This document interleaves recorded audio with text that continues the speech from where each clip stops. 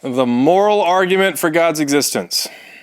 This argument is just one massive, huge landmine, and while profound, at least in my estimation, wow.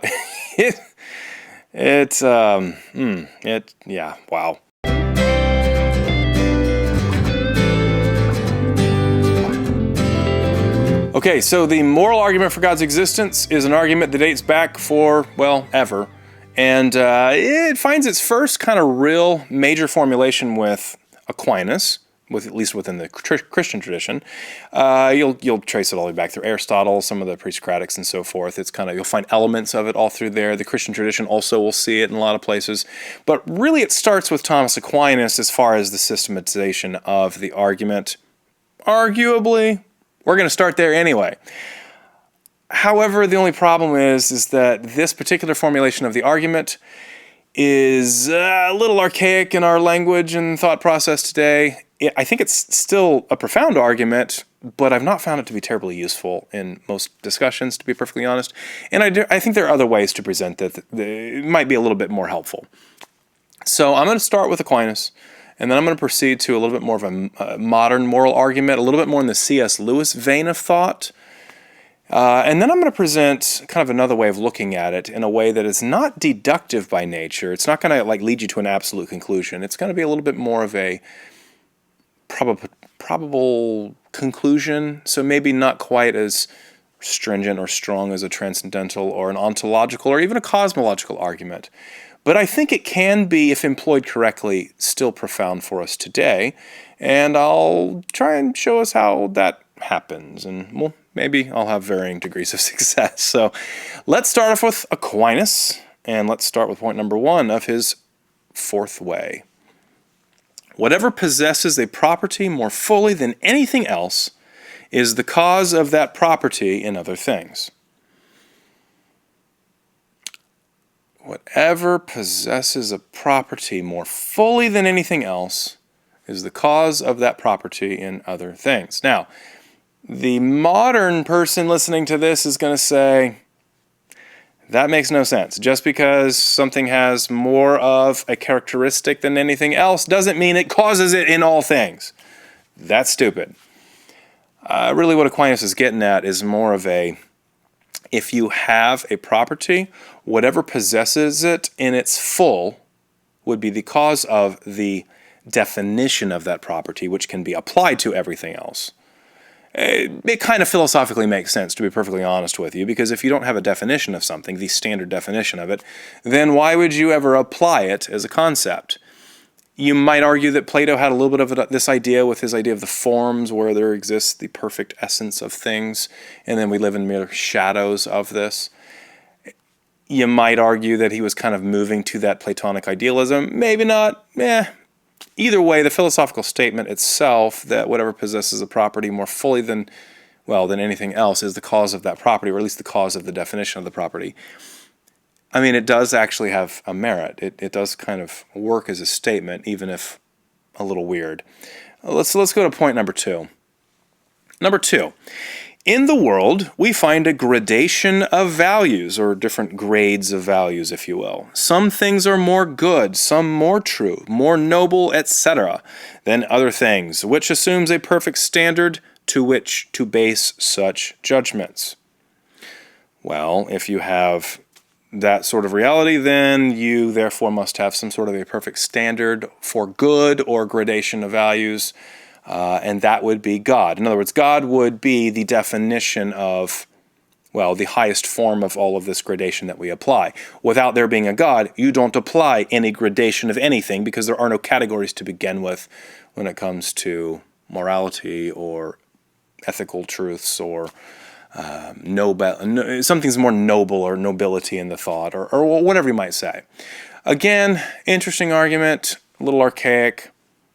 Not found a lot of success with this argument. I mean, again, the categories kind of do work, but we're so steeped in the question of human anatomy, evolution, and things of that nature, the way our mind works, how it functions, how it came to be, that I don't know that this is really going to engage people at a level that's going to matter, to be perfectly honest. And so there are other ways in which you can express the moral argument. Still a little bit philosophical, but let's move through the next form of this that would be a little bit more what I would call the C.S. Lewis sort of form. Point number 1. No one can conceive or comprehend any notion beyond experience. Okay, so what this means is, because you're going to find the obvious problem with this statement, I can think of a unicorn. I've never experienced a unicorn. It doesn't exist. Ha ha, I got you. You're stupid. All right. No, but you've envisioned a horse, a horn, magical powers, because you've seen them on TV or movies, or you've just imagined it and seen it in a book or whatever else. You've imagined all of the elements, and all you've done is rearrange those elements into something that you are familiar with, in which case it makes all of the rearranging something familiar too. It's not like something you've never conceived of, something that couldn't exist in any conceivable way.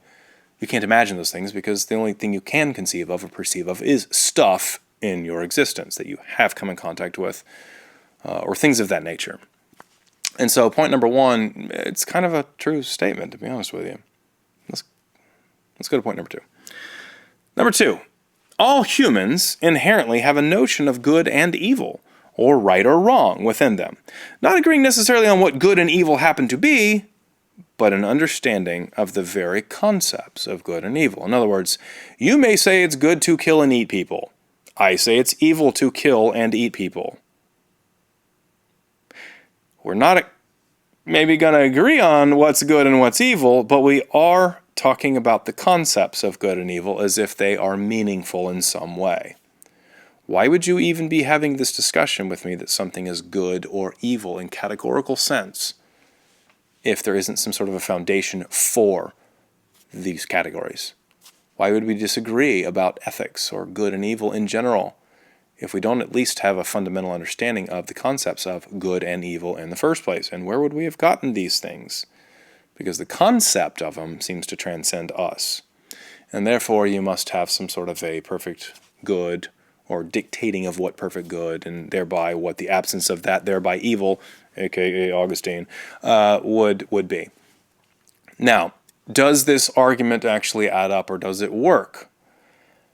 Kind of.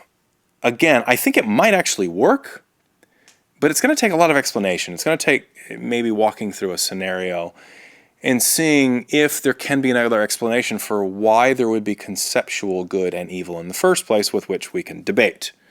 So some people might say, well, good and evil comes from the notion of altruism, which can be seen as expedient to life in general. You know, altruism seems to be a noble good for us, and it's better for society, and therefore we've evolved this notion of altruism where we will help people who can't help us back, that kind of stuff.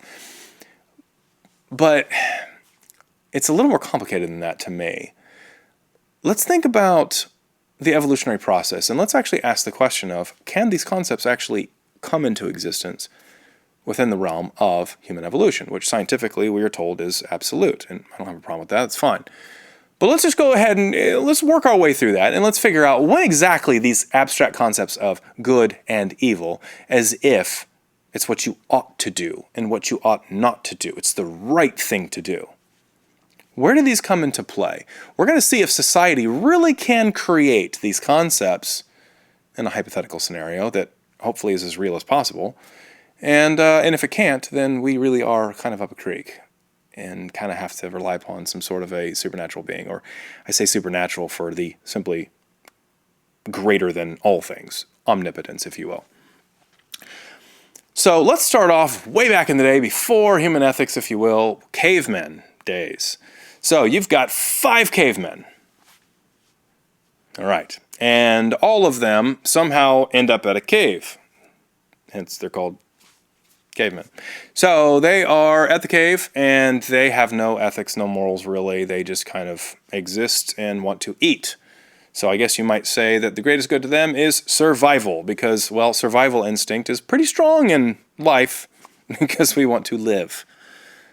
Now, you may still argue that if you have children, then you'd be willing to die to keep them going.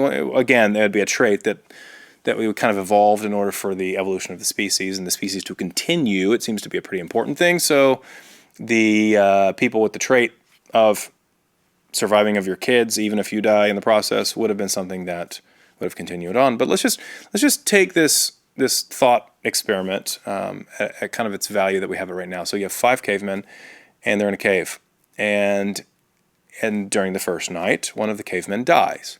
So caveman 2, dead. Cavemen 1, 3, 4, and 5 wake up the next morning and say, "Oh no, caveman 2's dead.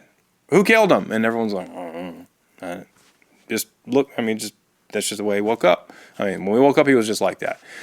Well, he's had his head cut off. They don't just wake up like that. One of you people killed him.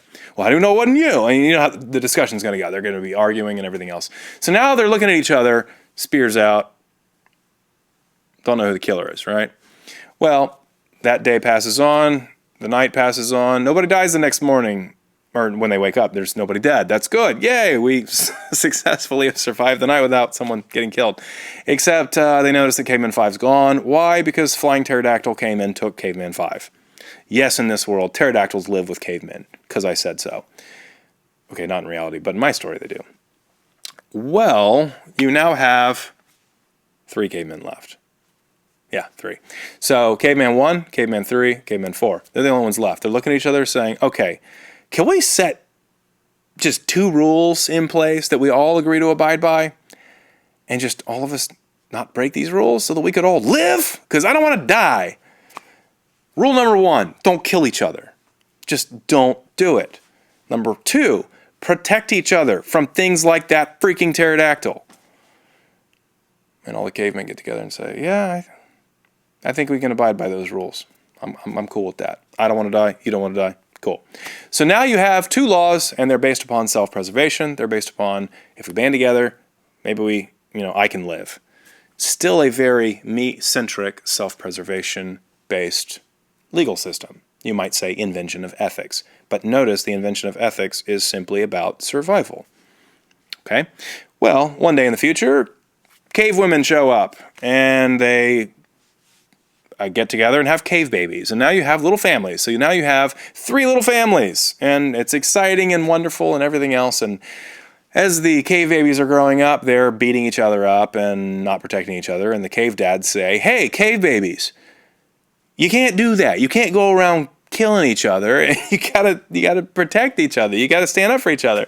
And the cave babies say, why? The perennial question that parents always get asked by their children and don't really want to be asked because a lot of times we don't have a good answer. Well, the cave dads get together and say, what are we going to tell them? How do we tell them that you shouldn't do this? And they say, you shouldn't do it because it's wrong. It's evil. It's wicked, depraved. And the cave babies say, what does that mean? And they say, well, if we kill each other, then we all die. And the babies say, okay, we don't want to die. All right, I'll follow your laws. Good. Ethics is born, except it's not. Because everything that you're trying to teach your cave babies is justified by, I don't want to die, you don't want to die. If we work together and don't kill each other, we don't die. There's no gradation of values. The only value you have is self-preservation and preservation of your progeny, which is part of your DNA in a sense. So where in this line from caveman to cave babies to their babies to their babies to their babies are suddenly humans born with some sort of a concept of a gradation of values, of some things are more noble and more not noble or more evil? How could they even comprehend these concepts if everything just boils down to survival? Why would you even have altruism? Why would you have people helping someone else to the detriment of themselves who's not even in their family? Why would it inspire us as human beings to see someone lay down their lives for their enemies? To no benefit of themselves. And yet, all of the movies that we see, well, okay, not all of them, but a lot of the ones that we see that are super inspiring to us, the books that we read, the TV shows, whatever it is, the ones where somebody just goes and sacrifices himself, herself, for potentially no gain at all, just for the love of another that they may not even know, that may hate their guts. Why does that have the power to stop you in your tracks? Why does nonviolent resistance like with Martin Luther King Jr. or Gandhi or anybody. Why does that bring about more social change than power ever will? Why does that bring about more society change instantly than just power itself and the acquisition of, or a despot who can kill everybody? You come to find out, self-preservation really doesn't seem to be the dominant thing for us in a lot of ways. We're not inspired by self-preservation. Oh yeah, how he sold those people out and got them all killed so that he could survive. Oh, that just gets me. Like, oh, that makes me feel so good. I mean, if I'm a psychopath, sure. Or I guess a sociopath, but whatever. And so the question is, does evolution really have the explanatory power to explain why we are so inspired by stuff that is contrary to survival of the fittest, contrary to the survival of us and our children, and heck, even our people? Why are we so inspired by selfless acts that serve us in no way? Why do we do that? I mean, it doesn't really make a lot of sense. It could lead to horrific conclusions. Why are we like this? Why does the world where, I mean, seemingly, if we have other species that evolve to the state that we're in, why would we expect for them to have a similar understanding of altruism or selflessness as the highest good, when it's so contrary to what you would expect in the evolutionary process? Like, it's not really a predicted thing, to be perfectly honest. Now, obviously, some scientists might claim that no, our predictions would lead to that, but you're really kind of denying a lot of the mechanism of the evolutionary process. And again, I'm not disputing evolutionary process. I think it's fine.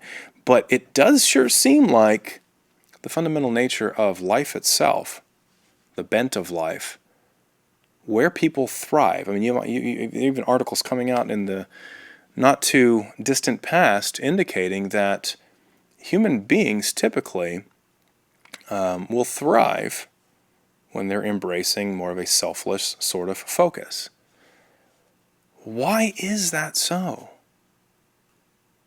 Well, the Christian or the theist would argue that's because there's some sort of a written code in reality, if you will, when it comes to ethical principles, that seems to promote this even when you don't expect it. Somehow when life evolves, there just seems to be this need for connection with other things, even if it's self-sacrificial, especially if it's self-sacrificial. That's the greatest good. That's why a Christian would say that Jesus is so inspirational, because, this Bible would say, we're all wicked, evil, spit in God's face, etc. And Jesus went and just, he got killed for us. Just because he just decided to. And a lot of Christians will say it changed my life, it changed everything, because how could you be so seen as so evil and wicked and still lay down your life for those who hate you? I mean, it's inspirational even to people who are not Christians, to be perfectly honest. It's the most inspirational thing you can possibly imagine. Why is that? And how is it an atheist perspective that you can come to that conclusion? Now, can you rework some of the scientific findings to where you can potentially come to answers that might seem satisfactory? Possibly. It's not an absolute conclusion.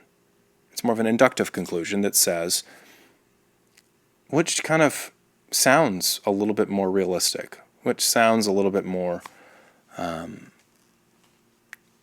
honest. Well,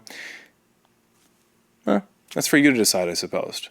But from my perspective, boy, it's sure a whole lot easier to accept that there's an omnipotent being who has written some sort of a basic moral code of self-sacrifice into the entire universe.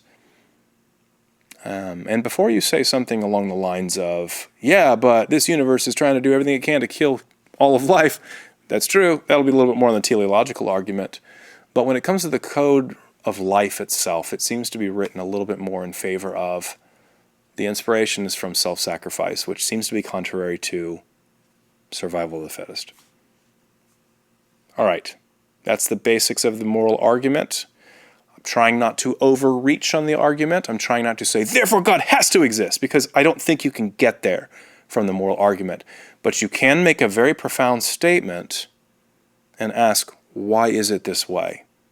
Doesn't it seem a little bit more obvious that there is some sort of a force or being out there that is dictating a morality that is a little contrary to just mindless evolution, if you will? I guess it's never really mindless, to completely honest, especially if you believe that, never mind, whatever. That's for a whole other day and a whole other topic. Hope you enjoyed this. Leave some comments if you have questions or if you have other thoughts. Is there a way to improve on this argument? Do you think that it can be turned into an absolute conclusion of God exists? Do you think that the whole thing is ridiculous? Whatever. Leave it in the arguments. I appreciate all the comments, and I will see you next time.